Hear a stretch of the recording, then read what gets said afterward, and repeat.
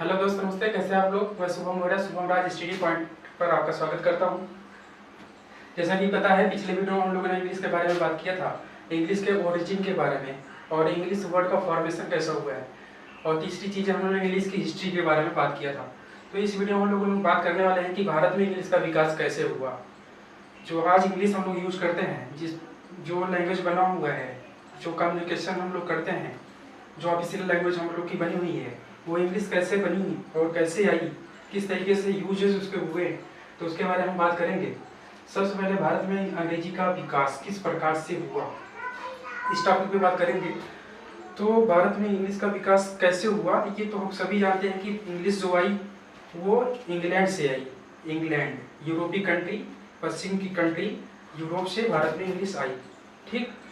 तो भारत में जब अंग्रेजों ने शासन किया, बहुत टाइम तक जब भारत में शासन किया, एक लंबे समय तक, तो हुआ क्या, शासन करने के दौरान जब उनको ये फील हुआ, उनको कम्युनिकेशन करने में प्रॉब्लम हुई, जब वो प्रॉब्लम को फेस किए, कोई भी काम उनका जब नहीं हो पा रहा था, तो उन्होंने क्या किया, अपनी शिक्षा नीति में क्या किया कि इंग्लिश को शामिल किया। इंग्लिश को शामिल करने के बाद क्या हुआ, एक सब्जेक्ट के रूप में इंग्लिश को इतने इम्पोर्टेंस दी। उन्होंने ये बोला कि अगर आपको जॉब ऑफर की जाएगी तब जब आपको इंग्लिश आने लग जाएगी। अगर आपकी इंग्लिश बेटर है, इंग्लिश आप सीख पा रहे हैं, इंग्लिश आपको आती है, तब आपको जॉब ऑफर की जाएगी, अदरवाइज आपको जॉब ऑफर नहीं की जाएगी। ये हुआ क्यों? हुआ इसलिए क्योंकि वो जो अंग्रेज थे, अधिकारी और उद्योगपति जब आए यहाँ पे जो अपने वर्क को थोड़ा सा और विस्तार करना चाहा, तो यहाँ पे क्या हुआ कि कम्युनिकेशन प्रॉब्लम होने लगी। तो जब कम्युनिकेशन प्रॉब्लम हुई तो क्या हुआ, शिक्षा नीति में उसको लागू करने के लिए बात की गई। तो लॉर्ड मैकाले, भारत में इंग्लिश का विकास कहाँ से इसको स्टार्ट माना जाता है, आज के लगभग 100 वर्ष पहले अगर हम देखें तो भारत में कोई भी इंग्लिश का अस्तित्व बिल्कुल भी नहीं था। तो 100 वर्ष पहले इंग्लिश का अस्तित्व बिल्कुल नहीं था। इंग्लिश की स्टार्ट कब से हुई, जब लॉर्ड मैकाले ने भारत में इंग्लिश को सब्जेक्ट के रूप में एक स्थान दिया। तो जब लॉर्ड मैकाले शिक्षा नीति, उनकी जो शिक्षा नीति उन्होंने बनाई, उसमें इंग्लिश को इम्पोर्टेंस दिया, इंग्लिश को एक सब्जेक्ट के रूप में और कोर्स मतलब उसका एक सिलेबस बना दिया गया कि आपको इंग्लिश सीखना ही पड़ेगा, इंग्लिश सीखेंगे तभी आपको जॉब ऑफर की जाएगी। कहने का मतलब उनकी शिक्षा नीति में ये रखा गया कि आप अगर इंग्लिश सीखेंगे तब आपको सर्विस में और जॉब में तभी आपको रखा जाएगा।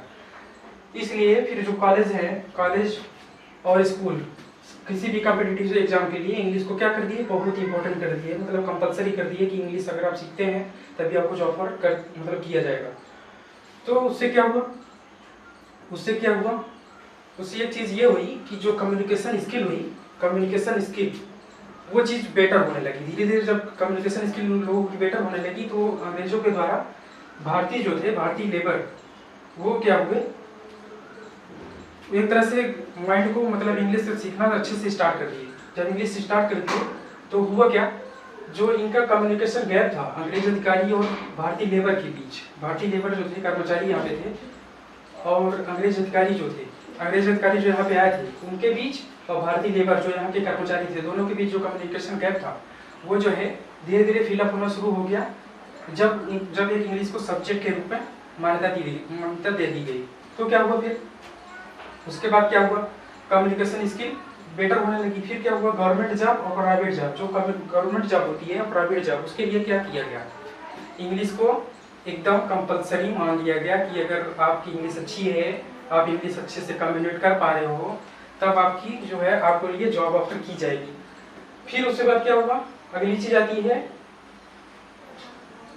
ये आती है कि जो आपकी स्किल माने रखती है। बिल्कुल ये नहीं माने रखता है कि आपके मार्क्स कितने हैं, जो आपका एग्जाम होता है, जो आपका सिलेबस है, आपका कोर्स है, सब सब्जेक्ट है, आप कितना भी पढ़ लेते हो, पढ़ने के बाद आपको कितना आता है, बिल्कुल भी माने नहीं करता।